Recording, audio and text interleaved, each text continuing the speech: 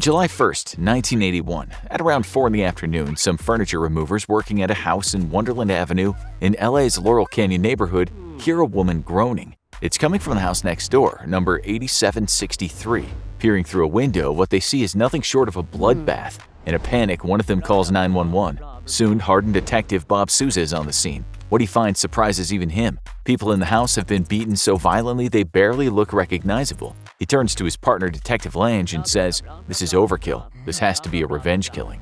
What he was looking at was a crime scene that became known as the Wonderland Murders, a slaughter that involved drug-addicted thugs, a legendary porn actor, a neo-Nazi, and a drug kingpin at the center of it, whose clients included Hollywood movie stars. All of these people, and likely more folks, were enmeshed in one of the biggest American crime mysteries of all time. It's true that when Souza first witnessed the utter brutality of the murders, he knew this was a lot more than just some house invasion or a drug deal that had gone wrong. He later said he'd never seen so much blood in his life, describing the crime scene as even gorier than one of LA's other much publicized crimes, the Tate LaBianca murders, aka the Manson family murders. Souza and Lange surveyed the house once the groaning woman, Susan Lanius, was taken to the hospital. Drugs and paraphernalia were everywhere, as were the murder weapons, steel pipes and hammers. Susan was lucky to be alive, but the others hadn't stood a chance. Their heads pretty much crushed in by the sustained attack. Those victims were Ron Lanius, Barbara Richardson, Billy DeVeril, and Joy Miller. When Susan was discovered, she was lying on the floor next to her bed. In the bed, still under the covers, was her husband, Ron, who was lying in a pool of blood next to the hammer that had likely killed him. The nightstand next to the bed had been ransacked. Miller was lying on a bed in another room, her legs hanging off it. DeVeril was propped up at the foot of the bed against the television stand. His entire half-naked body was covered in blood from head to toe. The entire room had been ransacked. The TV was on, playing Channel 3. Richardson was the only one discovered downstairs, next to the sofa that she'd been sleeping on. It seemed that a gang had entered the house when all the occupants were asleep. They'd likely all been bludgeoned before they could put up any kind of a fight. Now you need to know something about the victims, a bunch of people who certainly had a track history of doing bad things themselves. In the 1970s and 1980s, 8763 Wonderland Avenue was a notorious place. Wild parties were often thrown there, fights erupted, people walked in and out of the house looking like they'd been on a 10-day drug and booze bender. They looked like that because they had. Miller was the actual owner of the house, and she lived there with her boyfriend, DeVeril. The reason Sue and Ron Lanius were there was they were part of the outfit, which was the Wonderland Gang. These people made hay while cocaine covered the streets of LA like a bad snowstorm in Maine. From the house, they dealt huge amounts of the stuff, which of course meant a lot of unseemly characters going around there from time to time. One of those characters was the porn legend John Holmes, a man noted for his incredibly large phallus and the fact that after giving up his meatpacking job, he slept with in the region of 14,000 women. The people often found in that house were sketchy, to say the least. Ron Lanius had been dishonorably discharged from the U.S. Army for smuggling heroin back from Vietnam in the body bags of dead soldiers.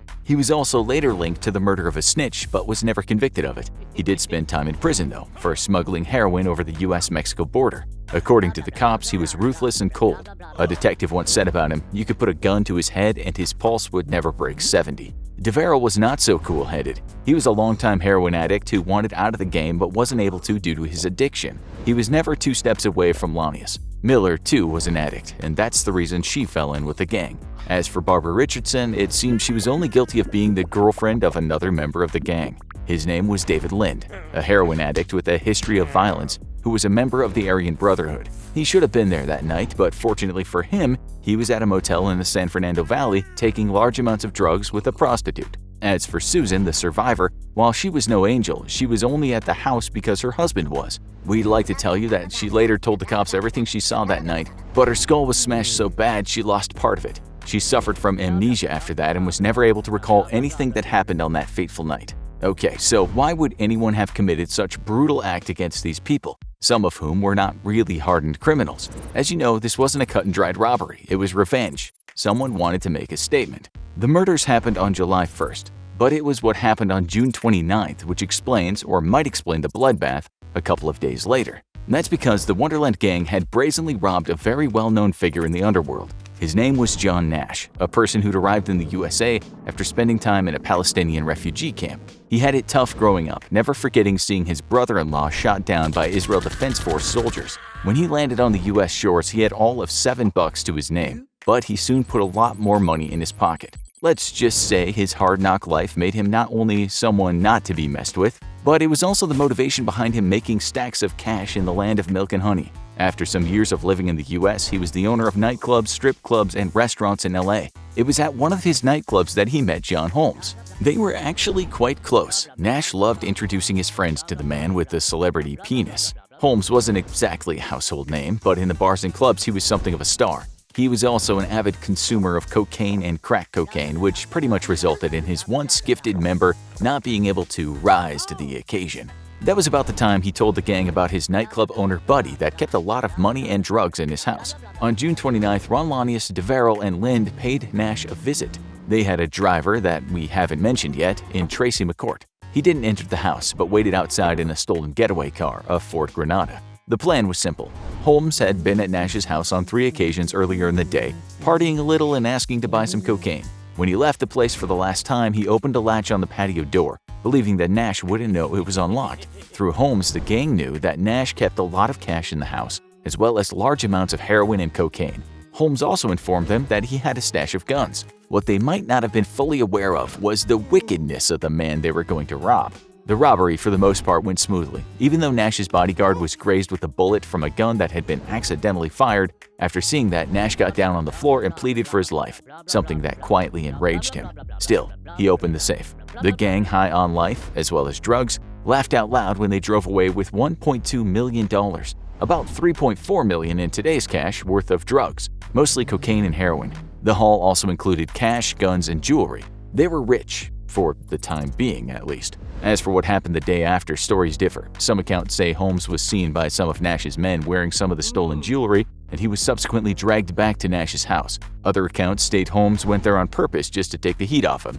In his book, My Life with Liberace, drug addict and former lover of Liberace, Scott Thornton, said he was at Nash's house buying drugs when he saw Holmes being beaten by Nash's bodyguard. He also claims to have heard Nash explain to Holmes that if he didn't tell him who committed the robbery, he was going to have someone in his family murdered. This scenario looks very likely when you hear what Detectives Souza and Lange found at Nash's house a few days later. That was around $1 million worth of cocaine. And guess what? The cops didn't find any cocaine, or at least any substantial amount, at the Wonderland house. At Nash's house were also things that looked like they'd been taken from the house on Wonderland. It looks as though this crime should have been solved then and there, but it just wasn't that simple. The cops certainly thought Holmes had been one of the men who did the Wonderland hit. His fingerprints were found on one of the bed headboards right above where a bloodied Lanius was found lying. Still, when he went to court on a charge of 4 murders, the verdict came back not guilty. Holmes was seen as one of the victims in all of this, being forced by the gang to do what they told him. On March 13, 1988, police visited Holmes as he was dying from complications due to AIDS. They asked him again what happened that night. Holmes was so sick all he could get out were mumbled, incoherent words. He died soon after the visit. Later in 1988, the Los Angeles Times dropped a bombshell. The paper wrote that soon after the murders, Holmes sat in a bathtub crying. He turned to his wife Sharon and said, "There's somebody out there who wants to kill me." She asked why, to which he replied, "The murders. I was involved.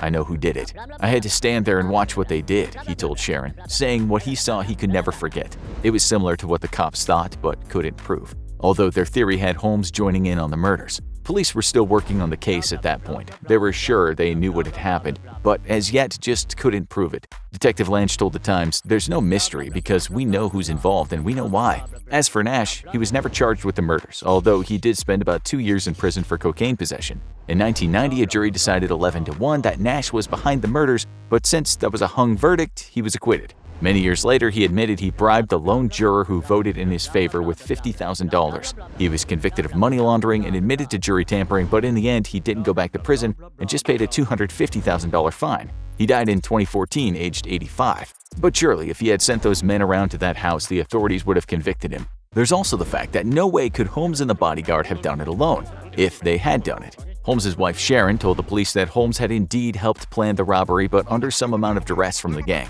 She said after the murder, he was held at Nash's house while Nash scanned his address book. Nash then listed some of the people in that book who would be assassinated if Holmes didn't tell the truth about the robbery. Holmes was known as being a liar throughout his life. That's why people didn't believe the story that Sharon came out with. An attorney would comment, "Based on the material given to us by John Holmes, that version of the facts is not an accurate one." Then there's Thorsen's story. He'd been in and out of prison himself after the murders, and for the most part he didn't talk much about the Wonderland murders. Maybe he did know too much, because after testifying in the case, he was put into witness protection. That didn't prevent him from getting shot 5 times in 1990. While he's still in prison right now, he talked more after Nash died. In 2021, he was interviewed in prison by the Daily Beast. He said it was a very sensitive subject, but now that Eddie Nash is dead, I don't really care. He called Nash the drug lord of Los Angeles, alluding to the fact that he wasn't the kind of person you could just steal from. Thorson said yet again that he saw the bodyguard hitting Holmes and demanded to know who had committed the robbery. He also said this: "I was there when they brought him back. There were certain things that the police department never told the public at the time, like that the victims were beaten so hard that there were indentations of the pipe on their forehead." According to Thorson, Nash was renowned in Hollywood for having the most superior cocaine and heroin. He said it was he who helped hook Nash up to drug-taking celebrities such as John Belushi and Richard Pryor. "We had the best coke in town, and we were supplying it to Hollywood. So that's what was going on," said Thorson. If you believe him, on the night of the murders, Holmes and the others had expected all the gang to be there, and killing the largely innocent women hadn't been planned. The question is, can you believe his story? Well, he might be the last survivor who can tell such a story, because there really are no more people who can talk about those bad old days. Remember David Lind, the neo-Nazi who was at the motel the night it happened? Well, he died in 1995 from a heroin overdose. The bodyguard died in 1997 from liver failure. Tracy McCourt, the driver, passed away in 2006, although no cause of death was reported. There were almost certainly other assailants that night, so no doubt someone out there knows the truth. It's a wonder the crime has never been officially solved, although a journalist working on the case explained the main reason for that, saying, "When a crime is committed in hell, you're not going to find angels for witnesses." He still believes there are witnesses out there right now who can fill in most of the gaps to this grisly tale. Now you need to watch another confounding murder mystery. Brutal true story of what they didn't tell you about the Burger Chef massacre. Or have a look at Degrees of Murder. What do they mean?